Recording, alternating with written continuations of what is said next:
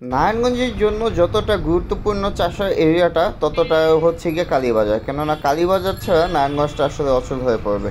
এইখানে প্রতিদিন হাজার হাজার মানুষ আসা যাওয়া করে, নিত্য প্রয়োজনীয় জিনিস থেকে শুরু করে বড় বড় পাইকারি মালামাল সব কিছুই লেনদেন হয়। এক কথা নারায়ণগঞ্জ শহরের হৃৎপিণ্ড এই কালীবাজার। এর আশপাশ ঘিরে train station, bus terminal, launch terminal এবং সব কিছুই মোটামুটি আছে।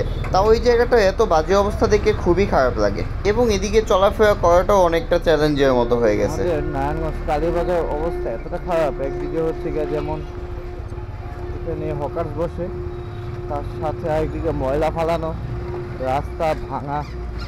এদিকে আসলে আমার তেমন একটা আশা হয় না, হয়তো প্রায় সপ্তাহ বা 2 সপ্তাহ 3 সপ্তাহ পর পর 2-1বার আসা হয়, এছাড়া তেমন একটা আশা হয় না। কিন্তু যারা রেগুলার আসা যাওয়া করে ওনাদের জন্য ব্যাপারটা কতটা মুশকিল, কতটা কষ্টকর হতে পারে সেটা আসলে ভেবে খুব খারাপ লাগে। কালীবাজারে এমন অবস্থার জন্য আমি কয়েকটা সেক্টরের মানুষদেরকে দায়ী করব। এর ভিতর একটা হচ্ছে গিয়ে অটো চালক বা মিশুক চালক। এরা হচ্ছে গিয়ে রাস্তার মাঝখানে যে কোনো জায়গা থেকে যাত্রী নেবে, যাত্রী নামাবে। এবং দ্বিতীয়ত এরা হচ্ছে গিয়ে এক লেনে কখনো থাকতে পারবে না। এরা হয়তো হচ্ছে গিয়ে 2 লেন, নয়তো 3 লেন, মানে 4 লেন, মানে জ্যাম পড়লে তারা হচ্ছে গিয়ে ওভারটেকিং করার চেষ্টা করবে। যেখানেও দেখবেন 3-4 লেন করা আছে, তো এই জন্য হচ্ছে গিয়ে বেশিরভাগ জ্যামটা পড়ে। দ্বিতীয়ত আমি হচ্ছে গিয়ে এখানে হকার্সদেরকে বলবো, কেননা রাস্তার সাইডে না, রাস্তার মাঝ বরাবর হচ্ছে গিয়ে তারা দোকান বসায়, এরকম ভ্যানে অথবা ছোট ছোট টেবিলের মতো করে বসায়। এবং সেগুলো হচ্ছে ফলের দোকান দেখবেন, তারপর হচ্ছে গিয়ে অনেক খাবারের আইটেম দেখবেন, কেউ হচ্ছে গিয়ে জামা কাপড় বিক্রি করতেছে। এগুলো আসলে কোনো মানে বুঝি না। একদিকে যেখানে ভাঙা রাস্তা আছে সেখান থেকে গাড়ি চলাচল করে এবং ভালো রাস্তাটা তারা দখল করে সেখানে তারা ব্যবসা বাণিজ্য করে।